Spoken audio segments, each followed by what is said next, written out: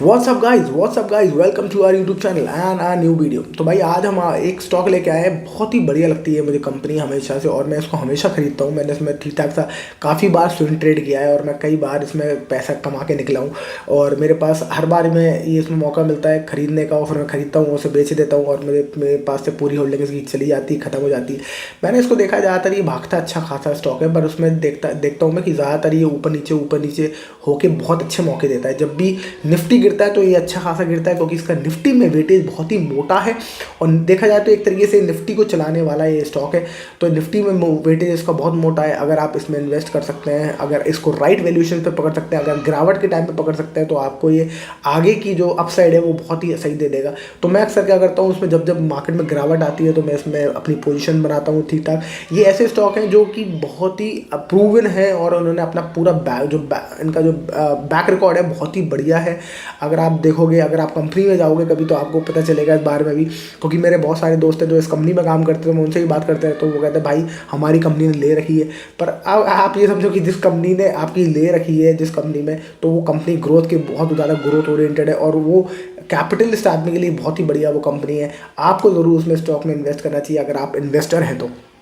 Right, आज हम बात कर रहे हैं बजाज फाइनेंस के बारे में। बजाज फाइनेंस का मार्केट कैप है 4,23,000 करोड़ के तकरीबन, और 4,23,000 करोड़ की हमने एक फिनटेक कंपनी है जो फाइनेंस करती है। अगर आप देखो तो गौर से देखा जाए तो मोटा मोटा जो फाइनेंस सेक्टर में आगे बूम है बहुत ज़्यादा आने वाला है, क्योंकि लोग बहुत ज़्यादा खर्च करते हैं। और अगर आप देखो तो दुनिया में कंज्यूमरिज्म है वो बढ़ता जा रहा है। लोग देख रहे हैं सोशल मीडिया पे कितना ज़्यादा शोबाजी होती है। अब पहले इतना नहीं होता था, पहले इतना दिखता नहीं था कि वो यॉट में घूम रहा है या वो कोई वेकेशन पे जा रहा है, पर अब बहुत ज़्यादा सोशल मीडिया पे दिखता है हमें, और उसके वजह से लोग ज़्यादा बाइंग करते हैं, ज़्यादा लोग चीज़ें ज़्यादा वेकेशन पे घूमते हैं, ज़्यादा कंजप्शन करते हैं। उसकी वजह से मुझे लगता है कि क्योंकि ज़्यादा कंजप्शन होगा, ज़्यादा कंजप्शन के लिए लोग ज़्यादा घर खरीदेंगे, बड़ी बड़ी कारें खरीदेंगे, और उसके लिए फाइनेंस कंपनीज हमेशा अच्छा करेंगी अगले 10 साल, जो मुझे लगता है।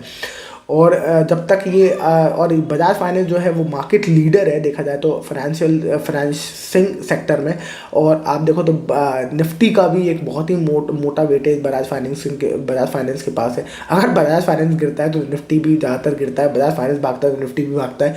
और बजाज फाइनेंस और रिलायंस मुझे लगता है दो ऐसे शेयर हैं जो निफ्टी को ऊपर नीचे करने में बहुत ज़्यादा हेल्प करते हैं। तो अगर आपको लगता है कि निफ्टी नहीं डूबेगा तो बजाज फाइनेंस भी नहीं डूबेगा, तो आप इसमें बेट कर सकते हैं। साथ साथ आपको और भी चीज़ें देखनी चाहिए, जैसे कि कंपनी काम कर रही है नहीं कर रही, कंपनी के फंडामेंटल्स क्या है, कंपनी किस तरीके से ग्रोथ कर रही है, जिसके बारे में आगे हम डिस्कस करने वाले हैं। तो भाई प्राइस इसका है 6,800। हाइट है जो हाई हुआ है वो है 7,800, मतलब कि ऑलमोस्ट अपने टॉप से 1,000 पॉइंट डाउन है। मैं इसमें ज़्यादातर 7,000 के नीचे स्टार्ट करता हूँ थोड़ी बहुत बाइंग करना, और फिर एक दो शेयर करके ही उठाता हूँ। 2 शेयर उठा लिए, फिर 2 शेयर उठा लिए, ऐसे करते करते मैं अपनी पोजीशन इसमें बढ़ाता जाता हूँ जैसे जैसे गिरता जाता है। और उसके बाद जैसे ऊपर जाएगा, जो मुझे ठीक ठाक से रिटर्न देगा 6-7-8% के पास, मैं इसको लेके निकल जाऊँगा। मैं उसमें स्विंग ट्रेड करता हूँ, मैं लॉन्ग टर्म के लिए इसको नहीं रखता बस। हालांकि इसे लॉन्ग टर्म रखना भी मुझे लगता है वो is not a bad bat. ये एक ऐसा स्टॉक है जो लॉन्ग टर्म में भी आपको ठीक ठाक सा रिटर्न जरूर दे देगा निफ्टी के हिसाब से। निफ्टी को इसको बीट करना चाहिए जो मुझे लगता है। और इसका प्राइस टू अर्निंग रेशियो है 27.6। आप ऐसे समझो कि 25 के नीचे कहते हैं प्राइस टू अर्निंग रेशियो अच्छा होता है, पर 27.6 भी ठीक ठाक प्राइस टू अर्निंग रेशियो हो गया। अब ये सस्ता हो गया, 30 के अगर नीचे जाता है तो मुझे थोड़ा सा ही ल्यूक्रेटिव लगता है, 25 के नीचे आएगा तो और ल्यूक्रेटिव हो सकता है। ROCE 11.9% है और ROE 22%, मतलब कि रिटर्न ऑन इक्विटी तो बहुत अच्छी है। जो लोग तो कंपनी का मैनेजमेंट रिटर्न ऑन इक्विटी से हमें ठीक ठाक समझ में आता है कि अपने शेयर होल्डर्स को रिटर्न कितना कमा के दे रहा है, तो ठीक ठाक सा रिटर्न दे रहा है। 20 के ऊपर मैं रिटर्न ऑन इक्विटी को अच्छा ही मानता हूँ, और 22% दिखा रहा है। 22% मतलब कि ठीक ठाक सा रिटर्न ऑन इक्विटी है, मैनेजमेंट ठीक ठाक लग रहा है मुझे। और रिटर्न ऑन कैपिटल एम्प्लॉयड 11.9%, थोड़ा सा मुझे लग रहा है कि यहाँ थोड़ा सा कुछ सालों से मंदी या हल्का लग रहा है मामला। फिलहाल देखते हैं प्रोज, देखते हैं डिविडेंड यील्ड इसका 0.53% है, थोड़ा कम ही है। प्रोज जो देखते हैं उसमें दिखाया है कि 29.4% कैगर के हिसाब से बढ़ रहा है स्टॉक, अपनी सेल्स कर रहा है, यानी कि 29.4% कैगर होता है कंपाउंडेड एनुअल ग्रोथ रेट। 5 साल में पिछले 5 साल में 29% रही है, बहुत ही अमेजिंग रही है। दैट मीन्स आप ये समझो कि हर हर साल ये 29% के हिसाब से अगर ये ग्रो कर रहा है तो बहुत ही अमेजिंग रिजल्ट है इसके, क्योंकि अब आप ये सोचो फाइनेंशियल सेक्टर्स में लगातार ऐसी ग्रोथ बना के रखना बहुत ही मुश्किल टास्क होता है, क्योंकि एक टाइम बाद जब आपका कंपनी का मार्केट कैप बड़ा हो जाता है तो आपको इतना ग्रोथ रखवाना बहुत मुश्किल होता है। बट अगर इतने बड़े मार्केट कैप में भी बजाज फाइनेंस कर पा रहा है तो आई एम श्योर उनके एम्प्लॉयज़ की वाट लगी पड़ी होगी अपने टारगेट पूरे करने के लिए। बट ठीक है, पर ये जो कैपिटलिस्ट लोग हैं, जो इन्वेस्टर्स लोग हैं, उनके लिए तो बहुत ही बढ़िया है।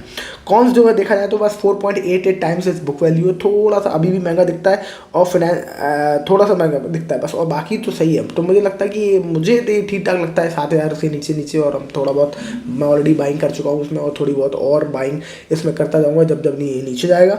फाइनेंसिंग प्रॉफिट देखा जाए तो 2021 में है इसकी 20,000 और नहीं सॉरी 2,000 है फाइनेंसिंग प्रॉफिट, और 2024 में इसकी है 5,603 करोड़, मतलब कि डबल हो गया है 4 साल में। पिछले 4 साल में 21 से 24 के बीच में डबल से भी ज़्यादा फाइनेंसिंग प्रॉफिट आप देख रहे हो। तो प्रॉफिट है ठीक ठाक सा कमा रहा है ये। हालांकि इसका शेयर वहीं का एक लूप में घूम रहा है, वही 700-600 के बीच में, पर ये ठीक ठाक सा प्रॉफिट कमा रहा है। इसका मतलब ये है कि सिर्फ और सिर्फ क्योंकि निफ्टी अभी थोड़ा सा सेंटीमेंट डाउन चल रहा है और थोड़ा सा निफ्टी नीचे गिर रहा है, इसके वजह से ये उसको कॉरेस्पॉन्ड कर रहा है। पर इसकी जो फंडामेंटल जो इसका जो बिज़नेस है वो ठीक ठाक चल रहा है, इसका धंधा अच्छा है, इसका प्रॉफिट ठीक ठाक कमा रहा है ये। तो ये मुझे इसमें थोड़ा सा अच्छा लग रहा है। अब शेयर होल्डिंग पैटर्न और समझ लेते हैं एक बार, और फिर देखते हैं इसमें क्या करना चाहिए। अब मेरा क्या टेक है। प्रोमोटर्स की है 2021 से 24 के बीच में हम देखेंगे तो प्रोमोटर 56% 54% आ गए, थोड़े 2% प्रोमोटर ने अपने शेयर बेच दिए, और जो कि बहुत ही गुड वो नहीं है, संकेत नहीं है, पर ठीक है 2% 3% ऊपर नीचे प्रॉफिट प्रोमोटर करता रहता है। FIIs है 22% से 20%, FIIs ने भी अपना माल बेचा है 2%। DIs जो हमारे लोकल इन्वेस्टर है भाई, डोमेस्टिक इन्वेस्टर्स, उन्होंने 10% से 5% खरीद लिया। देख रहे हैं आप, हर जगह देखोगे आप तो FII जब 2% बेचते हैं तो DIs 4% खरीद लेते हैं, डबल उससे माल उठा लेते हैं, अपना स्टेक्स बढ़ा लेते हैं। तो ये अच्छा लग रहा है मुझे, ये चीज़ मुझे सही लग रही है कि DI जो लोकल इन्वेस्टर्स हैं उनको ज़्यादा कॉन्फिडेंस है अब हमारी बजाज फाइनेंस के ऊपर। और अब आप ये भी समझ सकते हो कि जो बाहर के इन्वेस्टर हैं वो थोड़ा बाहर से देख सकते हैं, उनकी बुक्स देख सकते हैं, हमारी कंपनी की बुक्स देख के वो अपना आइडिया लगा सकते हैं कि कंपनी का ये प्रॉफिट है, ये है, ये कंपनी काम कर रही है। पर एक्चुअली जो ग्राउंड रियलिटी तो जो वहाँ रहता है उस देश में वही जान सकता है। आप और मैं ही जान सकते हैं कि ये धंधा कैसा चल रहा है, इस कंपनी कैसे चल रही है, रोज़ काम हो रहा है नहीं हो रहा है, इनके एम्प्लॉयज़ की क्या वाट लगी पड़ी है। क्योंकि वहाँ बाहर फाइनेंशियल जो फॉरेन इंस्टीट्यूशन इन्वेस्टर्स हैं उनको ये सब पता होना होता है कि क्या सेंटीमेंट चल रहा है मार्केट में। उनको ये पता चलता है कि वो जो बुक्स देखते हैं, जो वो देखते हैं क्या कहते हैं डेटा, वो डेटा के हिसाब से अपनी चर्निंग करते हैं। तो उनको सेंटीमेंट और इमोशनल जो इंडिया में चलता है वो ज़्यादातर डोमेस्टिक इंस्टीट्यूशन इन्वेस्टर को ज़्यादा पता होता है मुझे लगता है, और रिटेल इन्वेस्टर को। तो इसलिए डोमेस्टिक इंस्टीट्यूशनल इन्वेस्टर का यहाँ अपना स्टेक बढ़ाना बनता है, और मुझे लगता है कि वो ज़्यादा बुलिश है। पब्लिक को देखा जाए तो पब्लिक ने 10% थोड़ी सी 9.36% करी है, अपनी पोजीशन थोड़ी सी हल्की करी है, यानी कि पब्लिक के हाथों से थोड़ा बहुत शेयर निकल रहा है और डोमेस्टिक इंस्टीट्यूशनल इन्वेस्टर के पास जा रहा है। तो आप बात करेंगे कि क्या करना चाहिए भाई, क्या करना चाहिए। मैं तो सर इसमें एक ही काम करता हूँ, बाय और एवरेज, और मैं बहुत ज़्यादा पोजीशन नहीं बनाता है इसमें, धीरे धीरे इसमें पोजीशन बनाता जाऊँगा अपनी, जैसे जैसे नीचे गिरता जाएगा इसको और एवरेज करता रहूँगा प्राइस, और जैसे ही अपने टॉप तक पहुँचेगा 7,800 के आसपास ही, तब टॉप तक भी नहीं पहुँचेगा और नीचे ही मैं निकल जाऊँगा। मैं 6% के रिटर्न के कमा के उसमें निकल जाऊँगा। इससे ज़्यादा मैं जब स्विंग ट्रेड करता हूँ तो इससे ज़्यादा मैं पोजीशन नहीं होल्ड करता, और मुझे लगता है कि ये अच्छा शेयर है, ये धीरे धीरे तो ऊपर ही जाएगा। पर अभी ये एक लूप में फंसा हुआ है just because of the circumstances, because of the economy slow down. But आप इसकी देखो तब भी अपने पैर बनाए हुए हैं, और फिनटेक में मुझे लगता है कि आगे बहुत ग्रोथ है। तो मैं सारे पैरामीटर्स देखता हूँ जब भी किसी स्क्रिप्ट में अपना इन्वेस्टमेंट करता हूँ कि अगर मुझे बहुत 2-3 साल के लिए भी अगर स्टॉक में फंसे रहना पड़ा तो क्या मैं रख सकता हूँ, क्योंकि अगर ये फंस गया, जैसे ITC में एक बार मैं फंसा था, 3 साल तक मेरे पास वो स्टॉक रहा और फिर उसका प्रॉफिट जब 3 साल बाद वो भागा तो मैं निकला उसमें से। तो मैं हमेशा ये सोचता हूँ कि मैं लंबे समय के लिए भी क्या होल्ड कर सकता हूँ, क्या बुरी बैट तो नहीं है ना अगर लंबे समय के लिए इसमें फंस जाऊँ। तो आप देखो तो फंडामेंटली कंपनी बढ़िया है, प्रॉफिट अच्छा है, मार्केट लीडर है फिनटेक में, और फिनटेक में आगे ग्रोथ भी है 10 साल।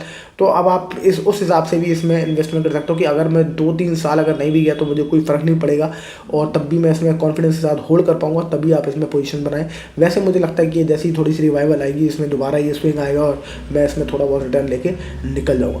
सो आई होप बजाज फाइनेंस का ये था मेरा एनालिसिस, जो मेरा आइडिया है। आपका क्या आइडिया है, आपका क्या सोच है, ये ज़रूर मेंशन करें कमेंट सेक्शन में, और फिर हम किसी वीडियो में किसी और स्टॉक के बारे में डिस्कस करेंगे। कोई और आपके दिमाग में स्टॉक है तो उसके बारे में बताइएगा, और अपनी एनालिसिस भी बताइए बजाज फाइनेंस के बारे में कि आप क्या सोचते हैं कि आपके हाथ में वो स्टॉक है कि नहीं है पोर्टफोलियो में, अगर हाँ तो कितने परसेंट, और आप उसका क्या व्यू पॉइंट है इसके ऊपर।